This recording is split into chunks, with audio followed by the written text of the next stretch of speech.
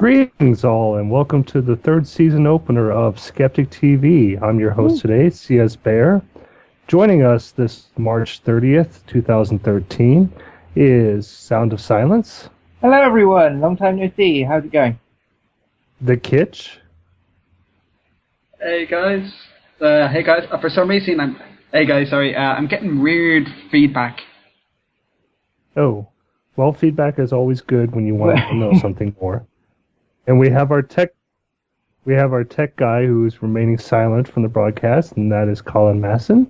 Thank you again for setting us all up today. Today's episode is a review of the year 2012 in science. And if you guys saw the trailer, there was quite a bit of big new science that happened last year. If I remember correctly, Alexander Graham Bell invented the telephone, correct? You said you were going to do it before the show, and I'm not going to put up with it. It might be funny the first time. Chris was going to just go through as many antiquated inventions as he possibly could. It might be funny the first time, but it's not going to be funny after that. Okay. We're not going to do, antiquated science here. I mean, it was just last year that Magellan was murdered on his trip around the world. I know that the U.S. Army has just invented the wheel, or rather reinvented the wheel. Well, the U.S. Army has invented everything. We know that.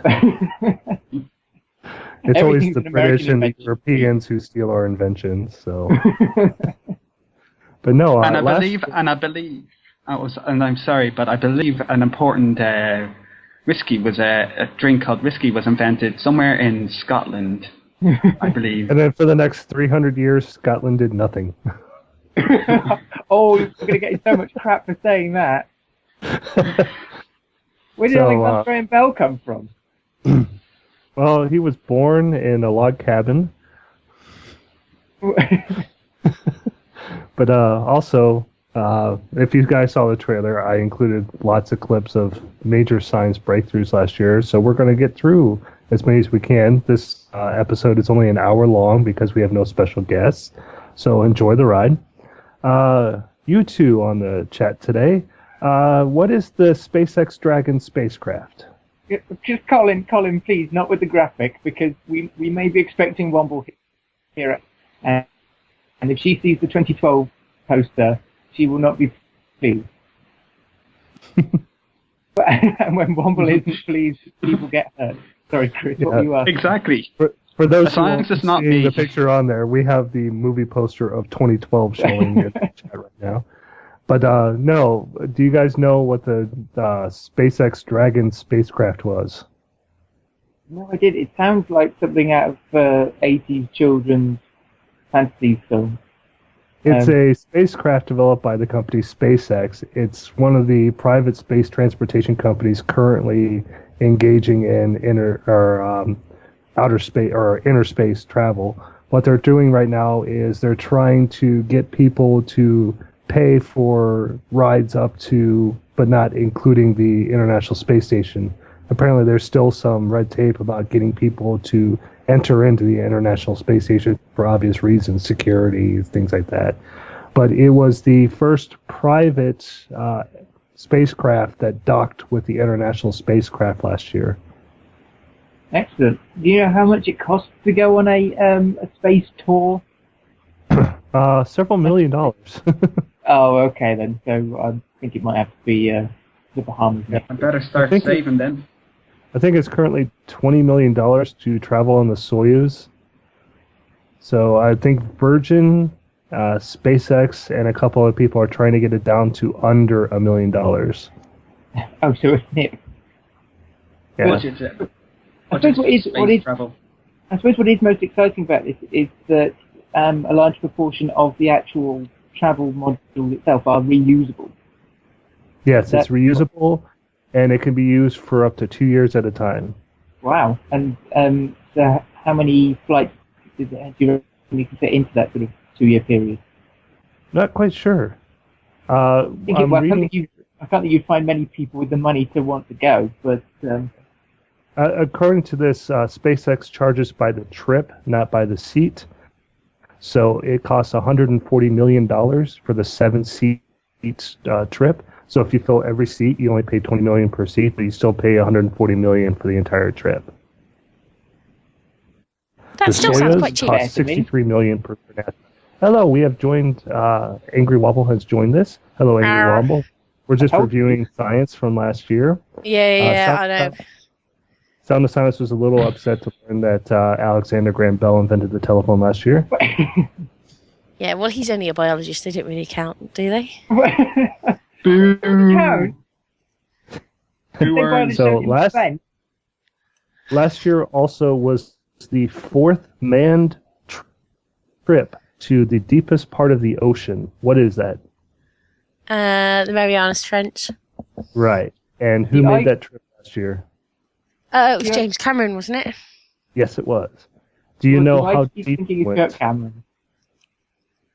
No idea. I'm trying to remember my passport. Oh, no, I have my passport. I'll just say that I buy sandwiches from Subway far too often, and I keep thinking it's called the Marinara Trench. Because there's no It's like a Wookiee, always thinking with your stomach. No, the Deep Sea Challenger is the trip that was made, and it was to a depth of 10,994 meters. And the total trip was about 7 hours, if I remember correctly, and James Cameron included high-definition movie cameras, and apparently there's going to be a documentary showing what the Mariana Trench looks like in high definition. You'd hope he would do a good job of it. I can think of no other reason why you would want to send him specifically down there, but it was a strange thing, really. It's just because it doesn't look like there's any way up. Was it on a cable? I can't tell how it was. It was dropped by a crane, and then it was lowered in, and then it raised back up after the trip. It was a very strange way of doing it, but apparently this is the most effective way to do it. Well, you say that. The early bathyspheres, as they're known, were exactly that. The people sat in a large cast iron ball with a thick quartz window and were lowered to the bottom of the ocean on a chain, and you hope that the chain didn't break. So it's the old school way of doing it.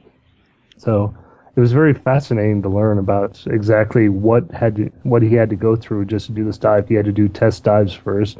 He had to do long-term exposure to a small capsule to make sure that his body could actually withstand it. He had a team of paramedics waiting for him when he rose back up to make sure he was okay, because being that long in such a confined space can actually cause blood clots. And he would have been breathing high-pressure gas and everything, wouldn't he? Right. Yeah, I think when I don't know how correct this is, but they might have to mix.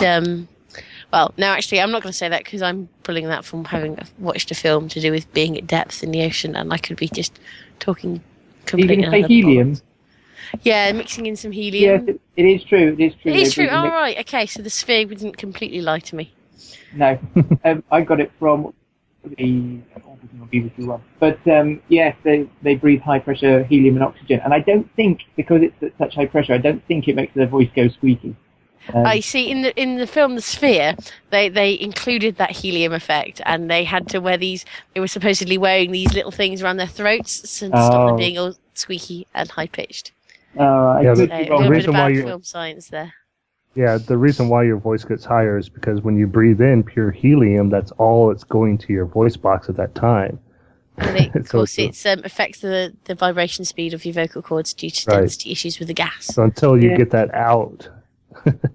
So if you have helium and oxygen, you're not going to have a high-pitched voice. Well, you might expect it, depending on the mixture, you might expect it with a helium-oxygen mix at surface atmospheric pressure, but as you say, when it's under pressure, because the air is quite thick, it should slow your vocal cords down, so it shouldn't matter.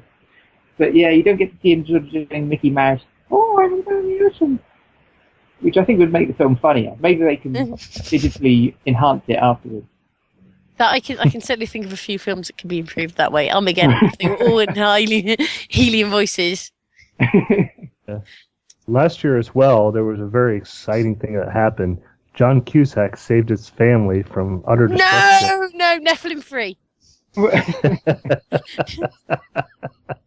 My instinct tells you stop bringing that up. I'm just going to start saying Nephilim free. Yes, and there we go. Score. Could I just say something that really irked me? You know Q Dragon's series Brainstorm, which does science news. Yeah. Well, for about half of 2012, more than half of 2012, I was one of his researchers, and he had a list of sources that we had to go through. One of them was Yahoo Science, which was inevitable, nearly always unbearable. They would occasionally throw out an absolute gem of a story. But one thing that Yahoo News decided was a science article, including 3 follow-up stories, was Gene Hackman injured in bicycle accident. Okay, Gene Hackman is, kind of, influential when you're talking about people that have played Lex Luthor and, his other film accomplishments, but for science... I can't get it out of my head. I don't know why it stuck with me so long, but it was just, the strangest idea of what counted as a science article. But anyway, that's my little rant out of the way. Yeah, for those of you who aren't regulars to this show, there's a running joke that we play on Angry Womble that she hates the movie 2012. Nephilim free. So we try to reference it at least once per show. And she's referencing Nephilim Free, a well-known YouTube creationist. No! Colin, please! Oh, God. Our tech guy, Colin, will broadcast a photo of Nephilim Free's head on Lady Gaga's body. My eyes! Every time it happens, I do throw up It's fine. You can keep saying that all you want. I'll just say Nephilim free as quickly as I can, and you'll just get tormented. You know what I like in all this? I'm just thinking whether or not it's worthwhile mentioning briefly, for the sake of any new people, how we started. Whether or not that's relevant or not, I don't know. We can do that after we do the science news. Yeah, no, that sounds cool. All right. Okay. Well, so far we've talked about the Deep Sea Challenger expedition, and we talked about the SpaceX Dragon spacecraft. Let's talk about another spacecraft. Last year, what happened with the U.S. Space Shuttle fleet? It all got turned into, N-class Star Destroyers. Sorry. The fact that I believe that was going to be a serious answer for a minute. In the year 2011, the last space shuttle flight happened, and at that point they started retiring and deciding where the space shuttle should go for permanent residency. And last year, in 2012, was the very last trip that one of these space shuttles went through. That was the space shuttle Endeavour, and it journeyed from its port in Florida to another state. Do you guys know which state that was? Texas? Hawaii. Oh. It would be very, very accurate to land it in Hawaii. It landed in the continental USA. It didn't go on. Are you taking that fun away now? All right, then the Florida Keys. They've got that 7-mile long bridge, and you've got loads and loads of runway. No, it went to California for its last trip, and it was actually taken through a lot of Los Angeles streets. And a lot of the video footage that people have are just people on the side of the street with their camera phones recording this track of a space shuttle on the back of a truck. Yeah, that was graphic. That graphic that's currently on screen of a space shuttle piggybacking on a 747. Is that real? Yes, that's actually how they fly. Around. I didn't think that they launched them like that outside of the Superman. No, film. no, they don't launch them. That's how they fly it around for freight. Oh, that's it. The only time that the space shuttles actually fly on their own is if they're leaving the atmosphere. Oh. Otherwise, they are actually piggybacked on trucks or, like this, a airplane. I'm quite relieved because it does seem like a very dangerous idea to launch them. Pretty sound. They've been doing it since the 70s. What, launching off the back of things? The only reference point I've got for a space shuttle being launched off the back of a plane was it the Superman film? That's what I was saying, yeah. And it ended rather badly. No, it didn't, because we saw Superman. No. And there's another one with it on the back of a trailer. So, can you guys name all of these space shuttles that were used in these flights? Well, I know Challenger and Columbia, but then they both kind of went explodey. They did. I don't actually know. I'm not much of a space geek. That's because you're a biologist. I do have interest other than biology. I do like Organic Beekeeper suggesting he says a retired shuttle would make a great shed. Oh, I so would love a retired shuttle and just turn it into my home. That would just be amazing. Yeah. Sorry, I can't name any other space shuttles. Well, the great thing is... There was Endeavour. Wasn't there Enterprise? Or not? Yes. Enterprise never flew. Oh, yeah. Research was for Enterprise. Discovery, right. yeah. I don't know whether or not... Columbia. I mentioned Columbia. I forgot Atlantis. Dopey. Got him. Is Tech Guy audible to anyone else other than us at the moment? No, he isn't. We're talking No, he's just stealth voice. He's feeding us names so we can sound clever and intelligent. Well, that's the case with Sound and Kitsch because they're I'm not biologists. listening. Yeah, the space shuttle... I haven't said anything. Well, we'll I know, include you because you're a sooner or later, biologist. kid. But the space shuttles also had their launch designations as STS and the number of the launch. Do you guys remember what the last mission was of the space shuttle fleet? 4. Operation I heard Possible 6 Success. and 4. Yeah, they didn't 69? really bother. No. Why did you pick that Endeavour, which was the last one to reach its destination, its final mission was STS-134. It was supposed to be the last scheduled space shuttle flight, but they needed one last one, so Atlantis flew at STS-135 in 2011. I like the fact that both... July 8, 2007. 11. 11. I was Yes, repeating it. We didn't get away with that one, did we? I So, like the fact that both 135 manned missions with the space shuttles. I like the fact that both of the space geeks in the room have tripped over the word space shuttle and said shit by accident. Do you guys know? Anyway. So what are they doing now if they're not using space shuttles? They are, but they're using other country space shuttles. They're currently trying to get their own reusable. They're not really shuttles, though. The shuttles were the shuttles. Yeah. Are they, it's the Soyuz rocket, flight? the SpaceX Dragon, and other items like that. Do you guys know approximately how many days Endeavour spent in space? Why would I? I don't Biology doesn't know anything useful. 23. It spent 666?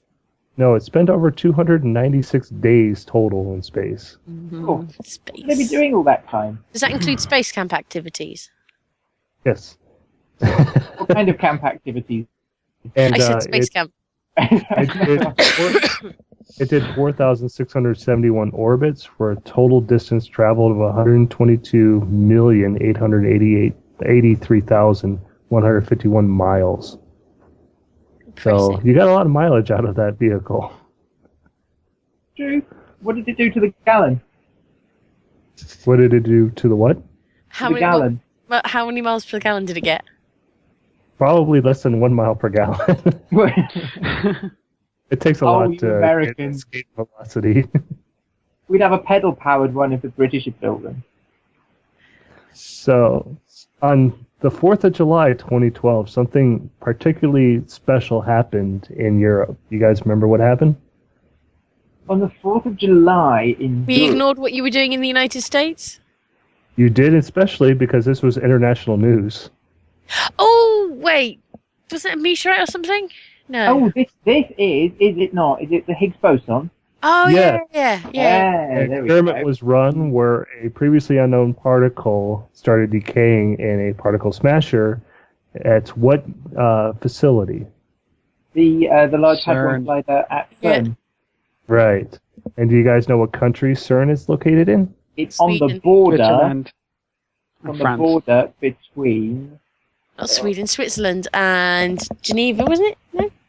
Geneva's I'm not having a Geneva's not a country. You have to forgive her. She likes rocks, not geology. Yeah, I didn't do a degree in colouring in. I did a degree in science. And I said she likes rocks, not geology. I'm gonna be. I was thinking you were being sarcastic there, Chris. I was seeing if she caught it. Hoping. I've been with small children today. It's not my fault. Anyway, it must have been Switzerland and France. Right. All right. And Do you guys know what the mass is of the Higgs boson? It's Feckle. 250. No, 200. I'm going to guess 45? 1,000 FM3. That's a lot. It was between 125 and 127 Oh, giga-electron volts over speed of light squared. I knew the last digit sort of. And do you guys know whether this is the only Higgs boson possible? No, apparently there's more than one that they speculated, I think. The early data, this is going back over a year now, I think, the early data suggested there were up to 5 flavors they're known as Higgs boson. And I think that's still very much intact. Higgs boson has flavour? Well, for a minute I thought that was a serious question again. Oh, sound. I've missed this show, I really have. And for our next trivia on this, do you guys know why the Higgs boson is an important discovery? Because it helps explain gravity. Completes our mass. It completes our understanding of the particle physics. Yes, it Right. means It explains how particles get mass. Yeah, I said mass. I actually said something sensible, and you ignored it all. You said gravity as well. I was trying to remember. I haven't been on the internet all day. I'm catching up. I haven't yet watched Doctor Who. Oh dear. But yes, it was predicted, and it was the case that if we couldn't find evidence of its existence, then we would basically have to rewrite all the physics books, probably starting from them. So, it's Do you quite guys know what properties it has? has mass. Well, It Doesn't it interacts with the Higgs field. boson. It makes up the Higgs field. Yeah, but Acts with the Higgs field. what is its spin, its electric charge, or its color charge? I don't know. Purple? Copper fudge wodge. It has none of those. Oh, Yes. so, no, but it wouldn't, would it? Well, would it? It's the only subatomic particle we're aware of that has none of those. That's weird. A trick question. Yes. Just seeing if you guys are paying attention today. I was just telling we know. Not talking about you rocks, don't. why would I pay attention? Well, speaking of a little bit of geology, and especially a lot of climatology, what important event happened with the Arctic sea ice last year? Basically, It bobbed up and down a bit. Well, quite a bit. It reached it. Quite a bit. It's going to be to do with the melting of world the ice and record stuff. minimum since the year before. Yeah. It reached its So, yeah, lowest Climate change. It's the Arctic coverage in stripping. the last 40 years. It did. Yes. before- From its high to its low, it lost 80% of its area. Do you guys know what its lowest extent was? No. On September 16th, it reached 3.412 million kilometers squared. That doesn't really mean anything to me, but okay. Well, at its height, it was What's that- over is that like- 15 million kilometers squared. Oh, okay, that's quite a lot. Yeah, that's quite a bit of change. I think they did say that the equivalent area lost was something like the size of Norway or something. Well, I'd have to look that up. I don't have it in front of me right now. Yeah. But yeah, it's pretty frightening stuff. Yeah. Do you guys know what that melting ice actually did to weather patterns? It's going to start screwing it up because it's going to affect the ocean conveyor belt chains system. Yeah. Possibly. Just for better information on this, phenomenon, please see the film The Day After Tomorrow. Yeah. I hope most people realise that was indeed sarcasm and not an actual real advice. Well, also, if you want to see what happens to yeah. melted sea ice and when the sea levels actually rise, you want to watch the movie 2012 starring John Cusack. Nephilim free. You look at the graphic on screen now. That's quite a lot bigger than Norway. I can't remember what. Maybe it's about the same size as Greenland itself. That's a massive area that's been. You see, the interesting point is, we do have, I mean, going back to the day after tomorrow, whilst aspects of, the science to do with what happens with this climate change probably is a little bit made up. It's not made up in the sense, or the science isn't made up in the sense that we do have a previous climate change event that happened when the ocean current system shut down, and that was the Permian extinction event. And you had the oceans died first, and all of that stuff fell to the bottom of the sea and started to rot and started to stagnate and built up. And life held out for a short while on the land, geologically speaking. I'm not sure exactly how long, but it held out for a bit longer on the land. And then all of the, at some point, all this, stagnant gas that had been building up at the bottom of the oceans from all these decaying organisms basically came up to the surface as, the oceans essentially farting out this gas. And then it, shagged up the rest of the climate.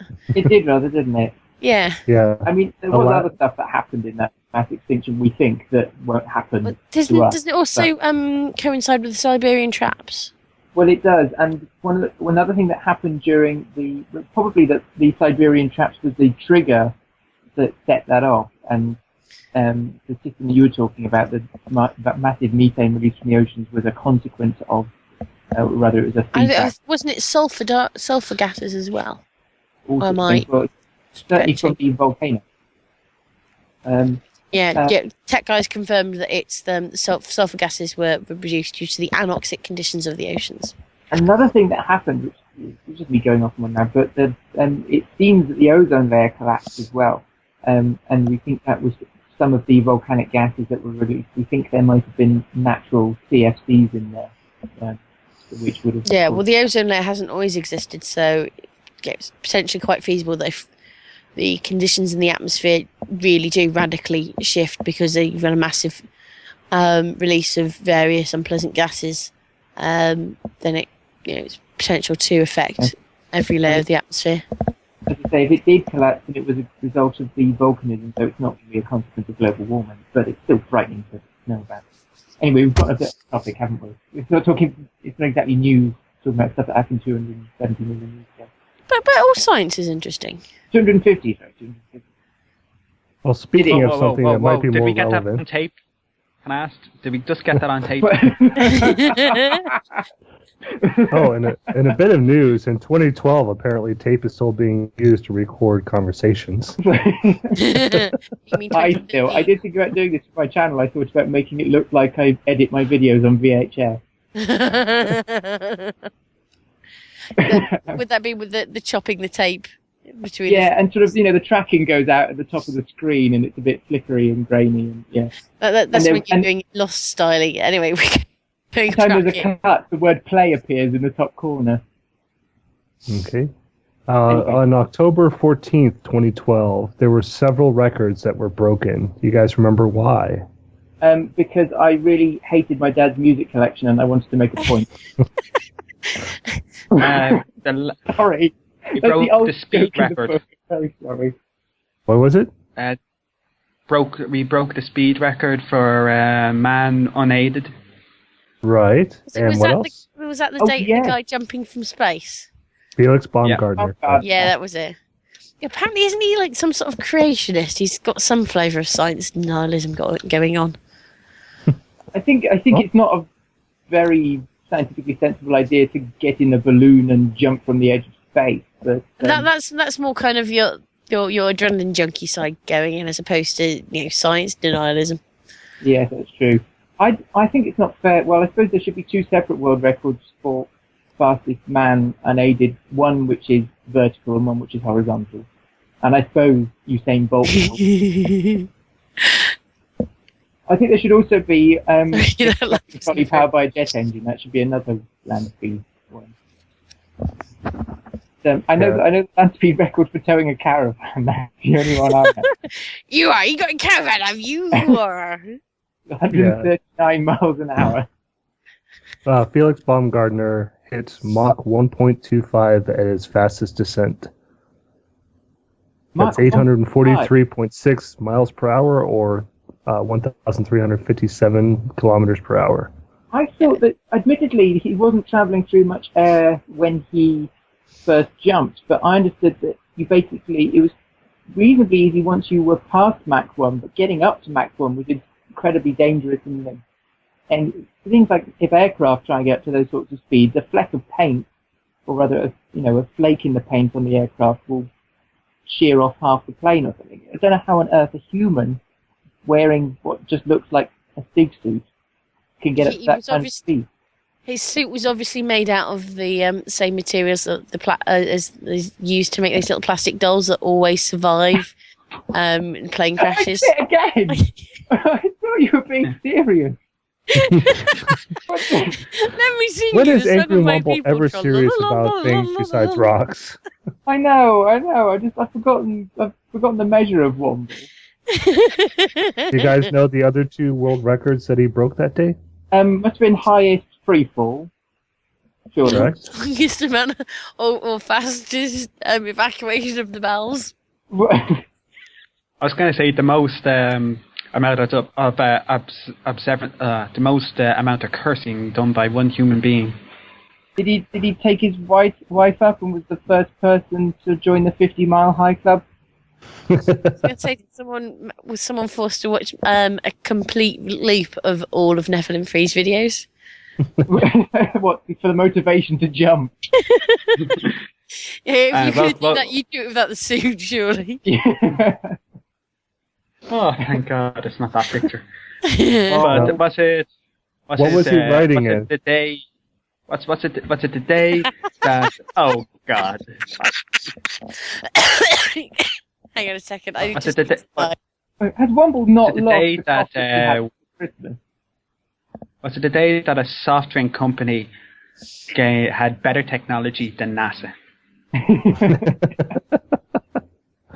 What was he writing in, folks? It was in a balloon, in a capsule. Right. Nappy. He broke the record for the highest manned balloon flight. Oh. I think the nappy thing was quite hilarious. Yeah. Do you guys know how high he actually got before he jumped? Near enough edge of the atmosphere? It'd have to be, wouldn't it? Because you can't really take a balloon outside the atmosphere. Just space. 60-something miles? It was 38,969 meters. What's that in real money? That's 127,851 feet. No. I want it in miles. I can't. 39 kilometers, did you say? About 39 kilometers. Be terrifying. One thing I wonder is when he got to that speed, what was it like to, I'd say, design the chute that it would slow him down just enough that it won't cause whiplash or something else from the sudden deceleration. Whiplash. Or something that... What I remember was that he actually used his parachute when he was well into the atmosphere, because at that point he was starting to slow down. Yeah, because the frictional forces of him passing through the atmosphere would have done a good job of slowing him down. He opened his chute a bit earlier than he anticipated, didn't he? Or he I believe a couple of times in the jump, things were actually going a bit wrong. I think he didn't quite get... But he was able to correct. But still, hats off to the man. He kept me doing that. What I want to know is... Well, it depends on how drunk you get at your party. We might send you up in a balloon. How do you know where you're going to fall? I mean, how do you know that you're going to come down on the United States and not land in the Pacific Ocean and never be found again? Because they put a big X on the ground. X marks the spot, unless you're an archaeologist. You could be dragged so far off course because you're in a balloon. I don't know. Obviously, they planned it thoroughly, but I can't understand it. And it depends on how. I think there's a good degree of error that they worked out that could be within a certain amount a distance, but it's not like he was going to be blown and ended up in Saudi Arabia. But that would have been hilarious. Boat with him. Yes. Do you guys know about where he actually landed? United We States. just saw a photo of it, but I don't know where it is. Right, It's field. It was made Landed in a famous field. by several things, including it was featured in the movie Paul. Roswell? Area 51? Roswell, New Mexico. Hey. That must have freaked out the people of Roswell, who have for years You had no stories idea. of strange men coming down from the sky in weird bubble-shaped helmets and things. It really was a weather balloon. And do you guys remember the soft drink that sponsored it? Red Bull, I can see the logo. Yeah. Which the The kit soft is drink that apparently high on right now. Yeah. Yeah. Kids may not make it Yep. to the end of the show. We have paramedics standing by. Chinese paramedics. Those were some of the most important stories we had last year. Do you guys remember any that were more local to you guys? No, you forgot about the whole Curiosity landing on Mars and that crazy, insane thing landing. That never happened. It was all hoax. We never landed on another planet. Yes,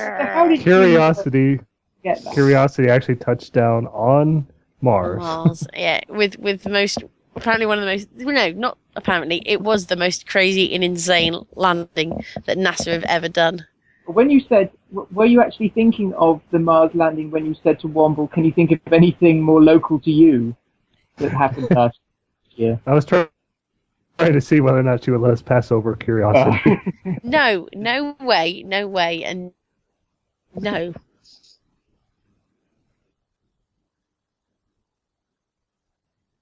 They've let's get on what evidence for the presence of water on Mars.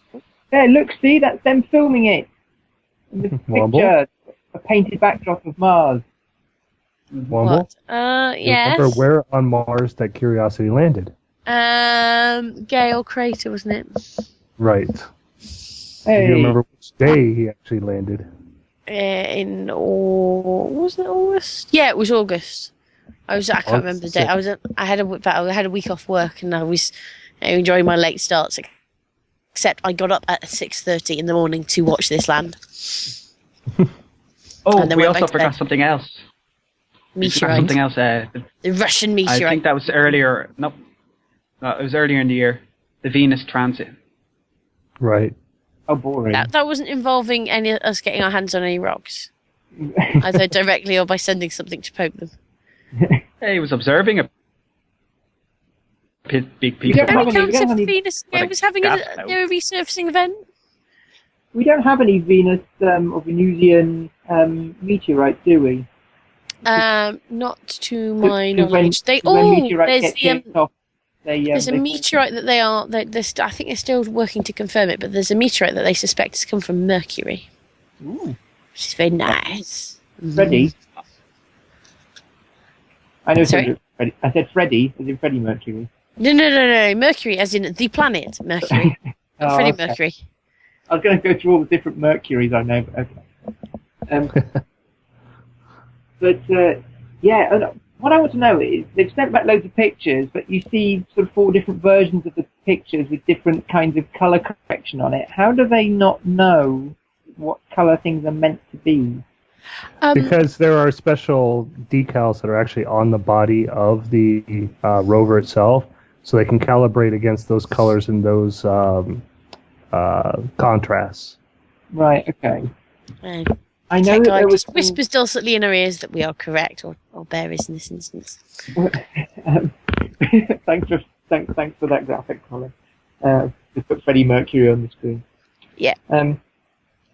Yeah, because I know that there was some problem with the earlier photographs of Mars that they were sort of tinted just to sort of make them look better because that's what people were expecting, and then they discovered that they'd overdone it on the redness a bit, and there's been a whole suite of problems in getting accurate colour. Don't forget though that each time we send something to Mars, our technology is improving.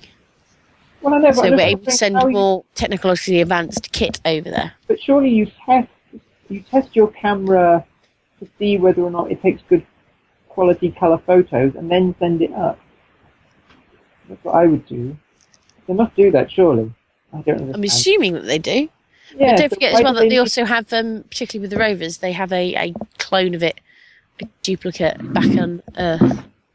But why don't they just check the colour correction or the colour correctness on Earth?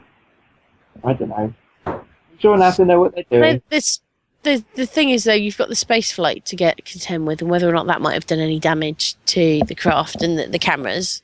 or even if it's not damaged, it might have done something to jiggle the settings or whatever. Yes, that's true. I didn't think about that. Do they send up? You said the little thing to check the contrast and so on. Do they send up the little BBC test card with the little girl at the blackboard and the toy clown? Nobody outside the UK will know what I'm talking about. Yeah. Speaking of the Mars rover, do you guys know what Mars 1 is? Mars 1. The thing that came before Mars 2? It is the reality TV project that someone has started. And what do they want to do? Launch people up to Mars to be the first colonists. Right. They'll probably die up there, won't they? The plan is to do the voyage in 2022, and every 2 years, 4 additional astronauts would get to go. See, I don't know whether or not we've got the technology to make a self-sustaining ecosystem when we go. That's the thing. That's why we're not. So it's too soon for us to send people there. Yeah. Well, if we can build something in Antarctica, it shouldn't be that much more to build in Mars, would it? But well, they don't have any air to breathe. And you've not got the right stuff, the right materials there to have a sustainable habitat. We tried with Biosphere 2, and that didn't work at all. That was horrendous. They do grow a certain amount of their own food in Antarctic research stations, but they still have to import more than half of it in every time they get in a new shipment of scientists and so on. Well, you guys have seen the little pouches they have for astronauts. We can just send a whole bunch of those, can't we? Meals on wheels. Maybe meals on rockets. Meals on comets. No, I'm calling bullshit on this. I think you could do a reality show sort of simulating a voyage to Mars, and so you put people in a room together for 2 years and they have to poo in the wall and so on. Which is effectively a cross between Big Brother and what the Russians did. It is. I was going to say, BBC 3 is going to broadcast it as Big Brother Mars. Well, they've already done that. BBC has too much class to do that. That's Channel 4 and Channel 5's shiz. They've already done that, though, haven't they? I think the Russians, they put 3 people in a room together for the length of time it would take to travel to Mars to make sure they didn't go mad and kill each other. And I think they play Jenga and things in there, which is not terribly... Yeah. It was kind of more for the psychological side of whether or not it would be doable. And it was... If you've got no Jenga, then you've got no stress relief, and you will kill your colleague. Yes, because Jenga is the only way to relieve stress. Right, then I think they could use Jenga to determine who gets to build the stuff, because you don't want an engineer who just drops everything in the first couple of moves. That's true. It's also quite difficult to play it in zero gravity. Well, it wouldn't be zero gravity on Mars. No, I mean on the trip. That was what they were testing. Yeah. When you're in space, there is no gravity. In space, no one can hear you kerplunk. On the other side of Earth, as the kids brought up, on the 5th and 6th of June, there was the Venus transit. I told you that's boring. Yeah, there's no rocks involved. Just because there's not going to be another one. Venus is a huge rock. What are you talking about? Yeah, but no one on Earth got their hands on the rocks, so it's boring. Do you guys remember the videos that were taken of the Venus transit and why it was so important? I really didn't care. Yeah. Trying to remember. It's a very rare event. Right. We could actually see Venus pass in front of the sun. It blocked part of the sun from our view. What a transit is. Yeah, exactly. Yeah, so... the videos that were coming out, we actually videotaped Venus doing this from Earth. It was pretty cool. Is it you guys the know first how long it's been captured on film? Well, since how often do you think this happens? You're building up to a no, basically. Years or so? Every 243 years it happens. Oh, bugger, I missed it. Yeah, so since film happened late 19th century... All right, okay. I don't think it's ever been filmed before. All right, then I'll give it to you on that one. Have they ever given the advances in medical science, you might catch the next one. I might catch the next one. What? Next Venus. Next transit. Just for a minute, I was thinking it would be a disease that I would catch during that medical science. You will catch every disease under the sun. I think we are. I think people of my age and Kitch's age are the first generation that have a greater than 50% likelihood of living past 100. How they calculate that, I'm not sure. It's a little bit skeptical, but it's an interesting thought. I'll still be doing this show in 77 years' time. Mm-hmm. Yeah. Nobody will be watching. Probably will just getting Alzheimer's. Well, that's the thing you see is how many people do you really? How long do you want to keep people alive if they're not enjoying themselves? Anyway, what we talking about? Yeah, can we finish talking about the transit of Venus now? Because I'm bored. What would you like to discuss then? We lost 2 important people in science this year, or last year. See, the trouble Can is you guys name them? Patrick Moore. Oh. Mm-hmm. And who's the other? Astronomer. And who's the other one? He was an American. I'll give you a clue. Yeah. They died years ago. Our tech guys. It does involve space. It does involve We space. lost Neil Armstrong. Leonardo da Vinci. Neil Armstrong. I remember that. Yeah. Oh well, now we can't admit it was all a hoax. We still have Buzz Aldrin. Yeah, but nobody cares about Buzz Aldrin or the other guy.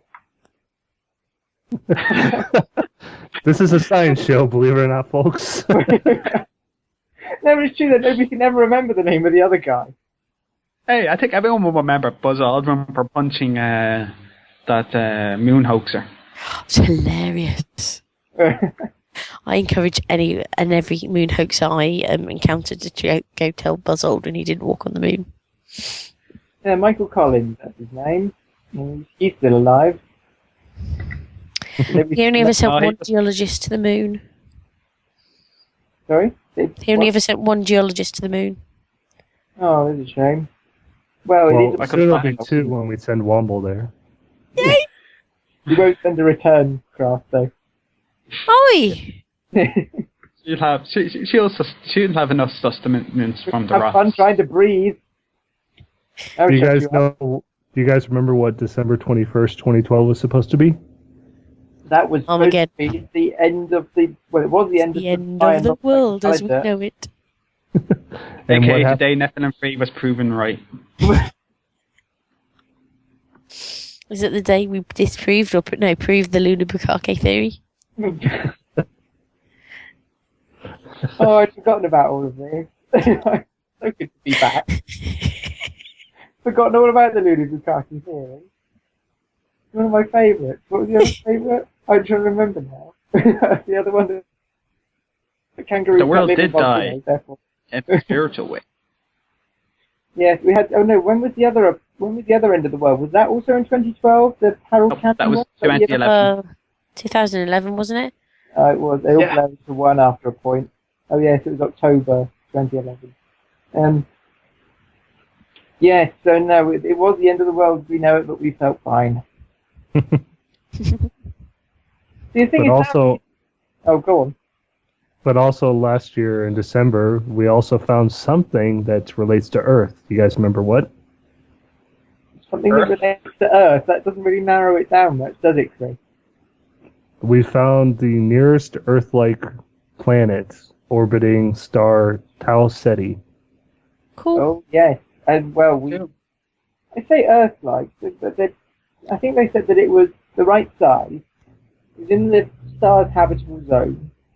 Right, in the habitable zone around a certain star, correct? Yes, and that really was about it. And then lots of artist interpretations came out with blue oceans and things on it. And I can't say that I was particularly won over. Do you guys remember how far Tau Ceti is? Sorry, what was that, Chris? Too far away that we could get to there? It's a little far away. You guys know how far away Tau Ceti is from Earth? No. 4 billion light years. Well, we're talking about the nearest one to Earth, so I don't think it'll be billions of light years away. I just took a random number and went with it. I know Alpha Centauri is the nearest star. It's 11.9 light years to Earth. That's not very far. Yeah. It would still take us thousands of years to reach it with our current technology. You can still send a message. Yeah, we probably will. And then I'm hope we surprised don't. Neil deGrasse Tyson isn't doing that right now. Probably drafting it. The big problem though, if we try and send messages, is if we get a battleship scenario. Trying to aim it. You know, speaking of movies, No. this is Do brilliant you know what I'll one. say? That had to do with arcs to save humanity. Yeah, and I'll get that certain picture back up. You know what I like in all of this? What I like is that Colin is basically a double agent. He will quite happily stitch Womble up by putting up a picture of 2012, and then he'll happily get revenge on Womble's behalf by putting up pictures of Nephilim free. I could even say his name that time. He's having his bread buttered on both sides. Because He's just it's sat there because he loves giggling torturing maniacally. us both. And the He thing just is that loves he gets torturing away us with it. both equally. That's what's really annoying, is he irks both of us, and he gets away with it. You see, I'll get my revenge directly on him at some point in the future. Just remember that he's the tech guy who's in control of the show. So, love you, Colin. Yeah, maniacal laughter in the background there. I was going to talk about something that I found interesting, but after flagging other stuff off as boring, I feel like I'm going to get my just dessert. Go for it. No, don't say it like that. Go for it. You know you want to. I'll make this very quick, but it means a lot to me. Last year, almost a year ago exactly today, I think, there was the first field trial of a genetically modified crop in Britain, and indeed probably by extension most of the EU, in about 10 years. Which matters to me a lot, because basically for over a decade the EU has completely turned its back. Thank you, Colin. The EU has turned its back on genetically modified foods, and so I think it's encouraging that these sorts of trials are being conducted again, and hopefully there will be a certain amount of positive spin for GM come out of it. Of course, Greenpeace got very angry about it and attempted to trash the experiment, but they weren't successful. But I believe we haven't yet published the results of it, but they should be out fairly soon, so that's going to be quite exciting. Yeah, do you guys remember? If Greenpeace were so confident that GMOs were safe, why would they try to trash the experiment? Because they don't all think. There's probably a fair few people that are in Greenpeace, just so they can protest something and cause a fuss, I would imagine. Mm-hmm. Not that everyone is in Greenpeace for that, but... I don't understand your question, Kitch. What was it you said? I'm just saying that they were so certain that GMOs were toxic, why not allow the experiments to show that GMOs are toxic? It's not that, it's the environmental damage that they're worried about, and they don't like the release of genetically modified crops. The effect on human health is a different thing, and they are of the opinion that GM crops are almost quite likely to be harmful to human health. But no, because there are plenty of research facilities all over the world that generate genetically modified organisms on a weekly basis, or even on a daily basis. And but the trouble is, the difference is that many of them operate strict containment of them, may need academic institutions and so on. And Greenpeace are fine with those. It's only there's an attempt to release them into the environment to try and trash the experiment. Well, so we're losing sound Greenpeace have here. no interest in breaking into. Oh, so it's not just me losing you. Yeah, sound, you're breaking up. I'm sorry. Oh dear. Was it worth me repeating what I said? Yeah. Well, we're running out of show here. What? Well, it is our first one back. Yeah. Welcome back. Yeah, do you guys remember what happened in February last year in Italy that caused creationists and other religious people to say that science was wrong? No. Wasn't that the L'Aquila? No, the L'Aquila trial thing was last year. Was it Berlusconi being re-elected? No, it was about certain particles going faster than the speed of light. Oh, they yes. thought they found neutrinos going faster than the speed of light. The thing is that was actually, the initial discovery was in 2011, but last year they managed to disprove the fact that these neutrinos have been going faster than light. They put it down to equipment failure.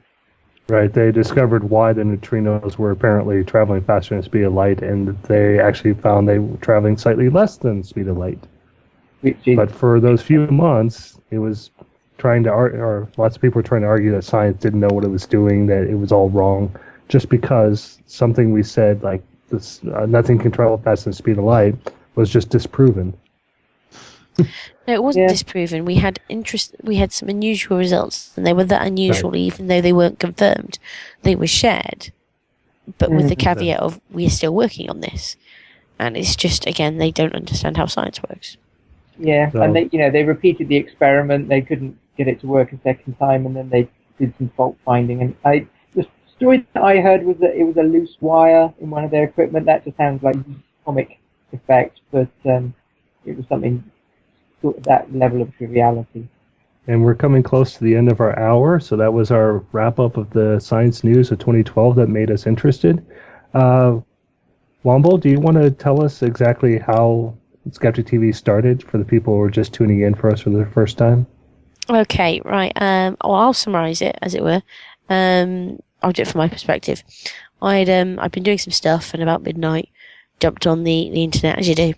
And I was aware that there was a thing that had been going on for a few hours involving various people. Some of them are still with us in the show. Some of them have gone by the wayside. And it was basically a Skype conversation going on with a wonderful person called Nephilim Free, who is a moderately infamous YouTube creationist. And it started off well enough with one of our members is rejoining us actually.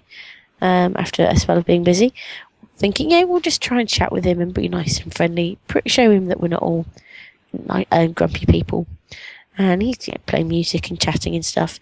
And then, as things generally kind of want to do, it didn't quite go to plan, and they ended up talking about creation evolution debate in inverted commas, and that started, and it went on, and it went on, and it went on. I joined at about midnight, sort of being added literally as the token geologist. And the call itself racked up a total of 12 hours. And whilst it was going on, it was being broadcast by Blog TV. For the entire length. It literally started one person. It started with the first person's Blog TV for about 4 or 5 hours, was it? And then we switched over to someone else's Blog TV to finish out the rest of the 12 hours. So the entire thing was broadcast live to whoever wanted to tune in, and we were getting pretty good numbers throughout. And people were coming and going throughout the entire call. Somebody would go to dinner, come back 2 hours thinking the call was over with, and we were just halfway through. Yeah, and the level of stupidity. The next day, apparently, the creationist who was on the call, Nephilim Free, decided he was going to have his own Blog TV set up. He was going to discuss what he thought had happened on the call. And we got together and decided we can't just let him have a one-sided conversation. So we started our own show and decided we were going to compete against his in order to bring science and skepticism to the masses. I was going to say, didn't we? I know the day after we had a kind of like a debunk just for a few hours to kind of talk about it and stuff, right. Because it'd been this massive effort, and it was, from what I recall, various people's popular demand, and we kind of got brainstorming and we involved Tech Guy at that point, and that we decided, we could make this thing work. Right. So we've been doing it now. This is our 3rd year. Can you believe it, guys? I called back in December 10th, 2010. Yeah, and bearing in mind, we've done some charity shows, and we've mental burp. We've done charity shows. We try and be helpful in terms of bringing awareness. We talk about interesting topical sciencey things, all thanks to the efforts of a creationist. So thanks to a creationist, there is some genuine good charitable works happening and some genuine science education going. And our next show will be April 13th, 2013. And we have a very special guest that's making our tech guy drool right now. You guys can't hear it. Yes, it's going to be Michael E. Mann. Yes, So, and Michael Mann. not Michael Mann, the director producer, as I thought it was going to be. That's Michael Bay. No. Michael Mann is an actual. He produced Hancock amongst other things. Nobody remembers that movie. Well, I know he's done better stuff. But I like that film. It's quite fun. But anyway, Michael Mann, the famous climatologist, not the director producer. Right, the hockey stick guy. Yes. So that will be a call-in show. If you want to actually ask Michael Mann or our environmental and climate expert, Colin Masson, any questions, you have to be able to join us in 2 weeks' time. For today's show, our third season opener, we had Colin Masson on our tech. Thank you, Colin, again. We had the kits. Hey guys, don't forget to check out Trolling with Logic tomorrow with special guest Dan Barker. And we had Sound of Silence. Thank you very much. It's been a pleasure. And we had the Angry Wumble. Wow. This was your host, C.S. Bear, and we hope to see you in 2 weeks' time. Thanks, everyone. Bye. Thanks. Bye-bye. Bye.